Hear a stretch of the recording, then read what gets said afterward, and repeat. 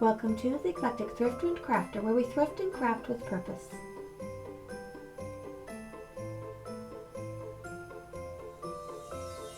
It's Small Talk Sunday.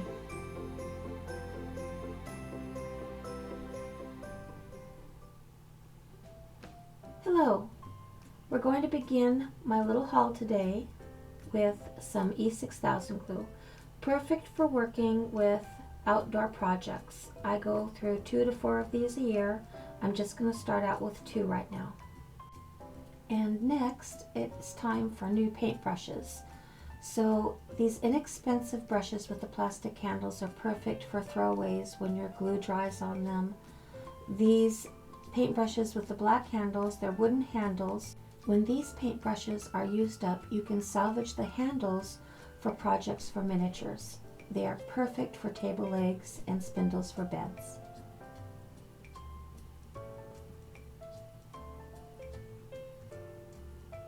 Next we have the metal protractor that I mentioned earlier in a video when I was sharing that not all measurement tools are the same.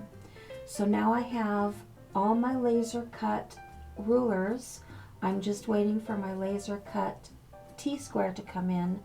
I will not have any variations in my measurements, and I'm glad this came in yesterday because I'm getting ready to put the gables in the roof for the build tomorrow. I purchased a handful of these acrylic tubes of paint for the Puts House projects for this year. These are colors that are close to the mid-century colors that these houses actually came in. I already used the teal and the violet to make the gray, but this is as close as I could get to the mid-century colors that the little houses originally came in.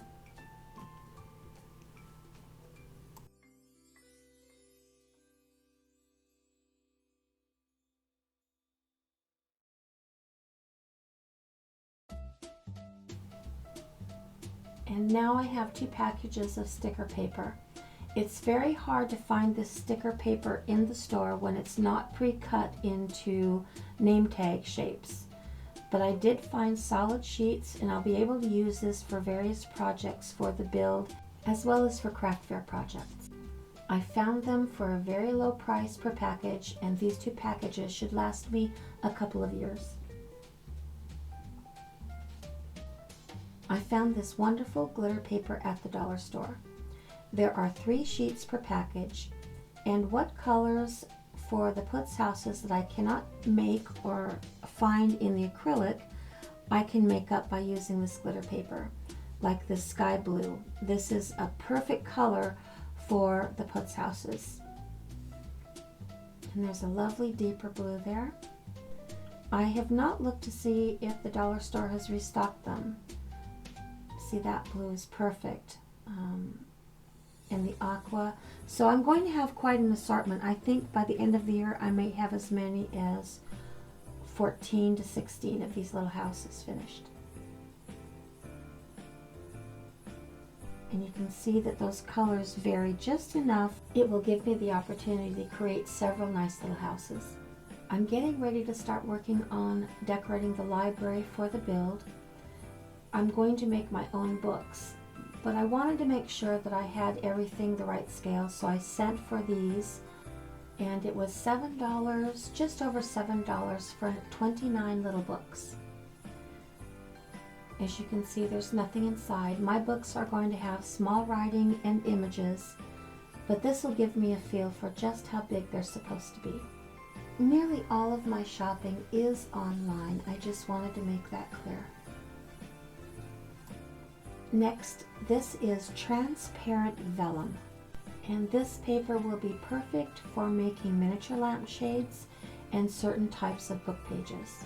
It was not very expensive. I looked for the lowest price, and this package should last me a couple of years. Next, I found vinyl sticker paper, and it's clear. This will be perfect for making stained glass windows and decals for the canisters for the kitchen, as well as other small china pieces.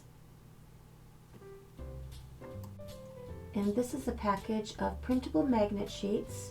I'll use these for novelty craft fair magnets as well as family gifts.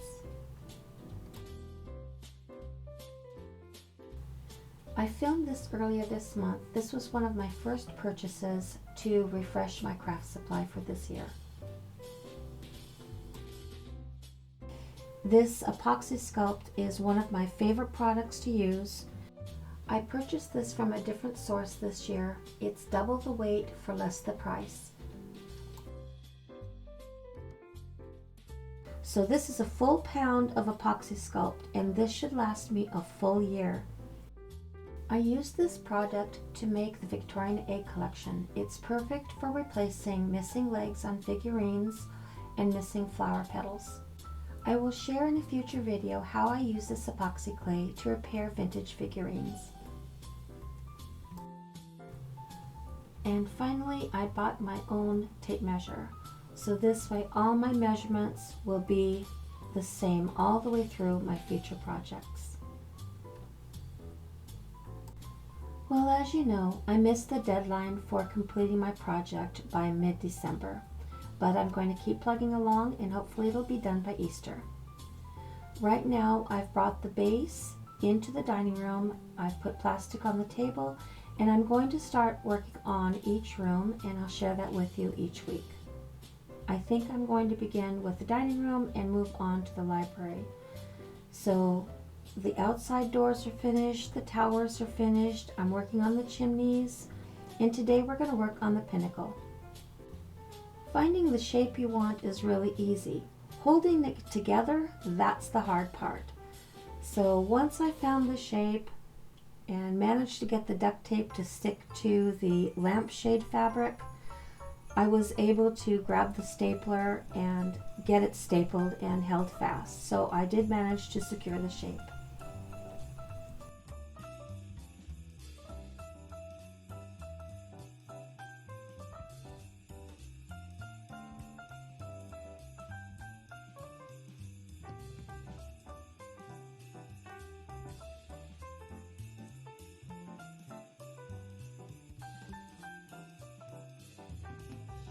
So my purpose is to keep this project as light as possible. When I can, empty spaces I fill with foam, then seal with paper mache, which is very light when it dries. Then I make a small ceiling with a disc of wood. The littlest room in the house makes the perfect drawing room. Next, I'm going to use salvaged packing foam to make walls for the Pinnacle room.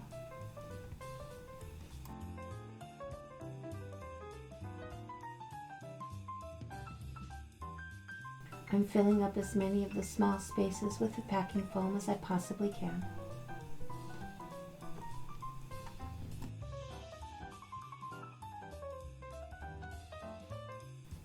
My next step is to sand down the discs for the floor of the Pinnacle room so they fit snugly. As you can see, it was a beautiful day yesterday, so I was able to get that done, and we're ready to go. We are back inside. Everything fits nicely.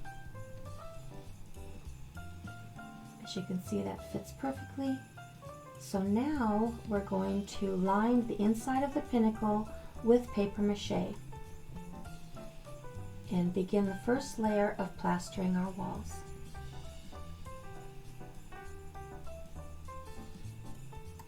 Now that the first thin layer is down, we're going to fit it over the disc and allow it to dry. From this point on, when it dries, it will keep its shape. I can put the final layer of paper mache on it and then paint the inside of the room. And that is where I am so far with this project. Thank you so much for joining me today. Please like and subscribe. Share my thrifting and crafting channel with your thrifting and crafting friends and help me to reach 1,000 subscribers. I welcome your thoughts and ideas in the comments below. Check us out on Instagram and tap that notification button for upcoming announcements of thrifts and crafts. But most of all, have a lovely, lovely day.